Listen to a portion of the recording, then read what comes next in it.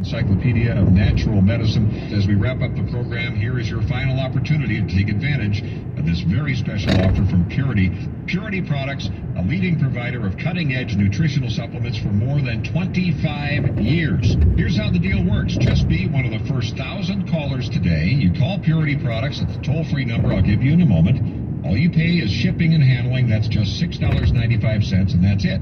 Purity will rush you your free bottle of Asta FX for you to put to the test. Why? Well, because they know once you experience the benefits of your free bottle of Asta FX, you'll want to become a satisfied customer. It's that simple. So give it a try. Put it to the test now. Call this toll-free number, 1-800-500-1270. 1-800-500-1270. 1-800-500-1270. Do it to support your energy, your stamina, your circulation, antioxidant defense, eye health, cardio health, joint function, and so much more. 1-800-500-1270. And by the way, as a second free gift for you, call right now and Purity will toss in a free bottle of their B12 Energy Melts plus biotin for a natural burst of healthy energy that you can enjoy anytime you need it. These free biotin B12 Energy Melts also promote healthy hair as well. That's like a $20 value for that in itself. So you get that free as part of the special radio offer today from Purity Products. Again, this double free bottle offer is not available in stores or online, only direct through today's special radio offer line. By the way, limit one free offer per household, please. Just call right now. Don't miss out. 1-800-500-1270. Claim your free bottle of Asta FX plus the B12 Biotin Energy Melts. There's nothing to lose, so call right now for your 2 free bottles. The number to call, 1-800-500-1270. 1-800-500-1270. 1-800-500-1270. Call right now. Don't miss out. Get the free offer, but you need to call right now. Here's the number one more time, 1-800-500-1270.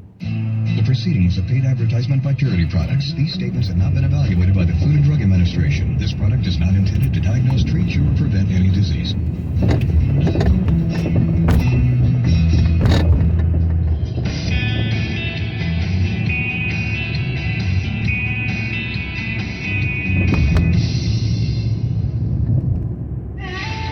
Tired of monkeying around with broken sprinkler heads and smelly lawnmowers? Weeds and dry patches make you scream, growling over your decision to put a plant the size of an elephant in the stakes the size of an African hedgehog? Navigating your way through the maze of gardening and landscaping options and maintenance for your home or office really is enough to drive anybody wild. Hi, I'm Randy Quilici, owner of Quilici Gardening and Landscaping. If anyone knows it's a jungle out there, it's us. We've been offering complete maintenance and landscape installation for residential and commercial properties since 1982. It's easy to let things get overgrown and out of hand and keep putting off adding that special water feature you've wanted for so long. Let us help by taming and shaping your landscape into something you'll be proud of. Call me at 425-5269 or visit us at QuiliciGardening.com. Quilici Gardening and Landscaping, because without them, it really is a jungle out there. For those fortunate enough to help the person who has always been their hero, find the care guides you need to help at aarp.org/caregiving. Brought to you by AARP and the Ad Council.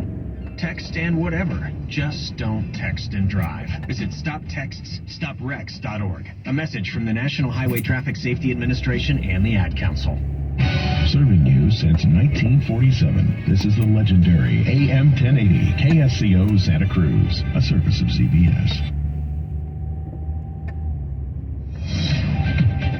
News this hour from townhall.com. I'm Michael Harrington. Former President Donald Trump is blasting his federal indictment, vowing to fight it and predicting he will win the White House again next fall. We will defeat Joe Biden and we will liberate America from these villains once and for all. We will liberate. We're going to liberate our country.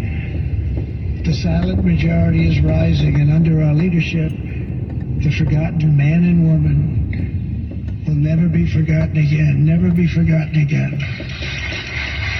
Mr. Trump made his comments yesterday at the North Carolina GOP convention. Meanwhile, the Republican National Committee is requiring presidential debate participants to sign a pledge supporting the party's eventual nominee. GOP Chairwoman Ronna McDaniel explains why there's a pledge requirement for the presidential candidates. Republican primary voters get to select the delegates that eventually pick the nominee. And every candidate on that stage, we're asking them to show respect for their choice. She tells the Salem Radio Network that Republican voters have a single-minded mission. What do those voters want the most?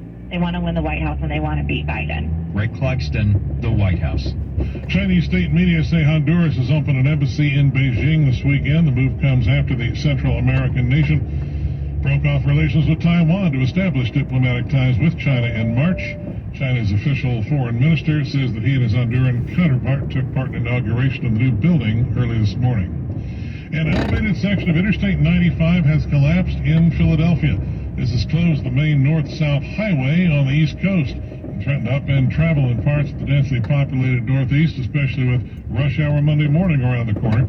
Authorities say the collapse happened early this morning after a vehicle caught fire. The blaze is out. Apparently nobody is hurt, but the road right now is snarled. More on these stories at townhall.com.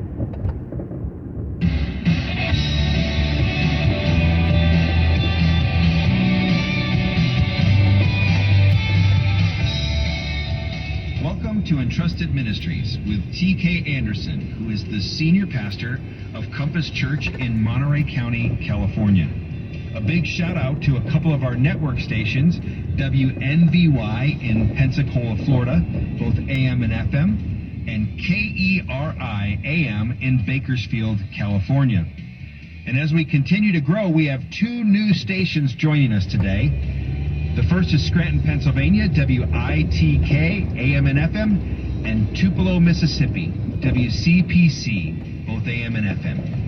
If you'd like to help us to continue to share the love of Jesus with more new stations, you can go to our website, entrusted.tv. That's entrusted.tv to make a donation.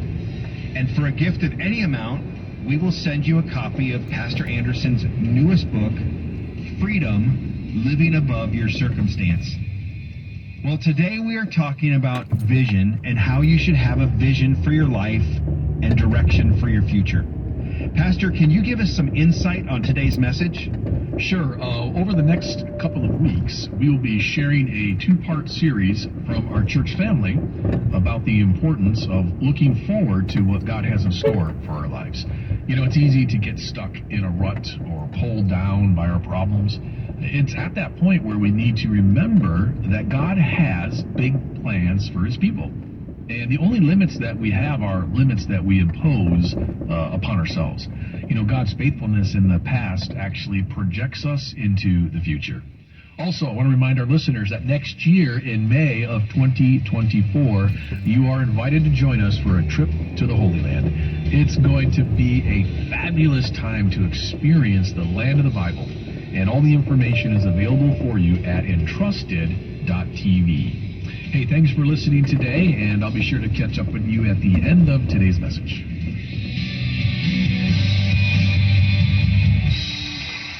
So here's a question for you. Have you ever experienced the excitement of starting something new? You know, whether it's buying a shiny new car, or maybe it's walking into a freshly painted home. Might be putting on a brand new outfit. There's something new and invigorating and something fresh about it all.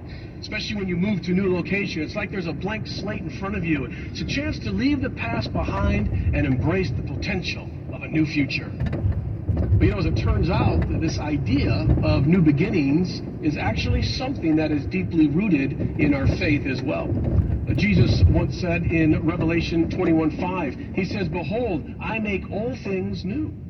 The Apostle Paul tells us in 2 Corinthians 5:17 that when we become a Christian, the old life is gone and a new life has begun. And so all throughout the Bible, we see it's clear that God is a God of new beginnings. This weekend's message is going to be all about how God is a God of new beginning. And when God gives us the opportunity to reset things, he also is allowing us the opportunity to renew and re-engage with him at a different level. You know, 40 years ago, two small and seemingly insignificant organizations were founded. One in Santa Rosa, California, the other in El Cajon, California. The first was a small local church in Santa Rosa, and it began a radio station called KCLB. which started to broadcast on 91.9 FM. The small church dreamed that God would do something big through their humble resources. The second ministry was led by a pastor and his wife. It actually started in their garage. Their aim was to spread the message of the love of Christ through radio, TV, and print media. Today, KCLB has grown into the largest Christian radio network in the country, reaching over 20 million listeners each week through K-Love and Air One Radio Network. Isn't that amazing? The ministry in El Cajon, well, that's led by Dr. David and Donna Jeremiah. It also has grown significantly, reaching now over 4 million listeners and viewers on various and numerous radio and TV stations around the world. And the church that he pastors, it now has become one of the most influential in the entire country. I share these two examples with you because it shows how God can do great things through small beginnings and humble resources. That's what God likes to do.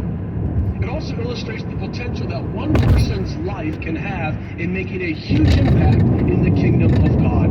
And here's the question for you today to consider. What might God do in your life this year, given the chance?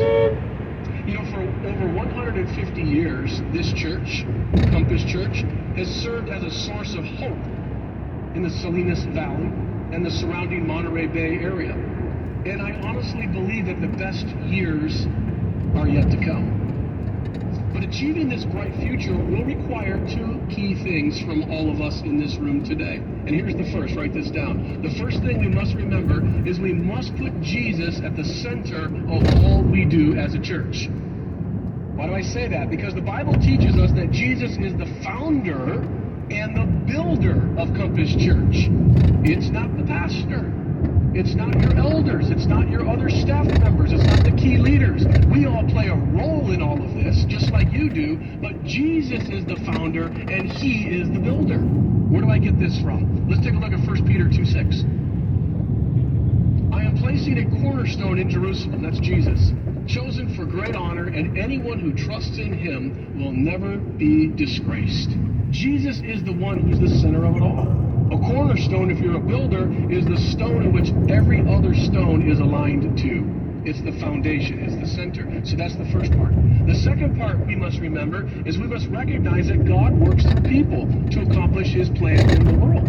Some people think that God just snaps his finger and then everything just happens. That's not how it works. We've talked about this a few weeks ago, how God chooses to use you and I in his great big plan to work out his mission in this world. And I think if you remember, I said if I was God, I wouldn't choose us to do it. But that's what God does. He chooses us. All of our frailties, all of our faults, all of our problems, all of our insecurities, all of our frailties, immaturity. He takes all of that as he matures us along in the process, and he infuses us with the power and the presence of the Holy Spirit. 1 Peter chapter 2, verse 6 we just looked at. But the verse just before that, 1 Peter 2, verse 5 says this. You, me and you, followers of Christ, you are the living stones. You are the living stones that God is building into his spiritual temple. So Jesus is the cornerstone, the foundation, but it's you and I that are the living stones that work out the plan of God in our culture. One time Jesus was talking to his disciples in John 15, and he says to them real clearly, oh, by the way, guys, you didn't choose me. Well, I thought I chose. No, you didn't choose me, but I chose you. I chose you what? I appointed you. I put you where you were supposed to be. I placed you in the spot. Why? So that you might go and bear some fruit. What kind of fruit? Fruit that withers and fades away? No, fruit that will last. That's the kind of fruit that God wants in our life. And see, he wants that for you. So that brings up a big question for us as a congregation. Here it is. What kind of church do we want to be? What kind of church do we want to be known as in the community? That's the question for us today. And I think here's what I would like to see. I would like to be a church that is welcomed, that everybody feels welcomed. I'd like to be a church where everybody is changed. They're experiencing life transformation. And I would love to be a church where everybody knows they're needed. Welcomed, changed, and needed. You see, I want to be a place, and I hope you do too, where everyone can feel a sense of belonging and purpose. So let's dive into these three topics real quickly. The first one is a church where everyone is welcomed. A church where everyone is welcomed. You know, my wife is here this morning, and I don't know if she wants me to share this or not, but I'm going to go ahead and do it. So she probably won't mind. One of her favorite shows in the 1980s was a TV show called Cheers. How many remember that show? I don't think she actually liked the show. I think she just liked the song, the opening song, right? The opening song, you might remember, was entitled Where Everybody Knows Your Name, and they're always glad you came, right? Some of you are probably singing the jingle in your head right now as you sit there. You remember it? Well, did you know that that little jingle, that little TV show, made a lasting impact in television history? In 2011, the Rolling Stone magazine did a viewers poll, and the people voted that television theme the best in all of history. In 2013, TV Guide named it the greatest TV theme song of all time. That one little song. Now, why do you think that is? Why did that song resonate so much with our culture? Well, I believe the enduring popularity of Cheers and the theme song, Where Everybody Knows Your Name, I think it can be attributed to the simple fact that we all face challenges in life. And when we face those challenges, we crave comfort and we crave understanding from other people. But not just understanding from just any old person, it's understanding and comfort from people that relate to us. People that are like us, people who say, I get that, I get you, we're on the same page. Psychologists tell us that as social creatures, human beings need the support and connection of other people when we go through difficult times. We do. And if we don't reach out and connect, we don't make those connections spiritually and emotionally, we don't do life together, we get overwhelmed by our problems, and we have a tendency then to forget who we are, and we walk in a sense of lostness. You know, it's a scary thing to forget who you are, or to not know why you're somewhere. I experienced in my early 30s a car accident. It was a pretty bad car accident. I injured my head pretty bad. I was in a Jeep, and a Ford F-150 slammed into the back of it, pushed it into a concrete wall, and bounced off and hit a tree head on. And they rushed me to the hospital and put some staples in my head. And it was interesting. After they, released me from the hospital, I noticed that I was having difficulty public speaking, because I had a hard time recalling simple stories about my own life and little jokes. I couldn't remember the punchlines. It's horrible for a speaker when you can't remember the punchlines. Thankfully over time, a couple months, it fixed itself, and I got back to my old cantankerous self, and so everybody was happy. But I thought about the spiritual correlation to that point often since that time, 20-some years ago, and I often think, how many people have forgotten themselves in life? How many? I mean, it's true. The Bible tells us we need to be careful in Deuteronomy 8:11, be careful that you do not forget the Lord your God, because it all centers around him. You see, friend, when people come to Compass Church each and every Sunday, for many of them, it's like they've sustained a spiritual concussion out in the world. I mean, something's happened to them. Some tragedy, something's gone on. Just lost their job, a relationship that has broken up or about to break up. Things aren't going well, and they're in a haze, and they've forgotten a little bit of who they are. They're in a spiritual wreck. Maybe they're wounded. Maybe they're hurting. They've forgotten who they really are, and they're unsure of their identity. And this could happen to a believer or a non-believer. And I have to tell you, one of the first things we can do, and the best things we can do to inspire people and share God's love with them, is to make sure when people come to our church, is that we offer them a warm welcome, as if they're being welcomed home. Because in many ways, they really are. They're being welcomed home. Now, think about this for a minute. Who is a master at doing this with people? Who is the best at it? If you know your Bible, the answer is Jesus, right?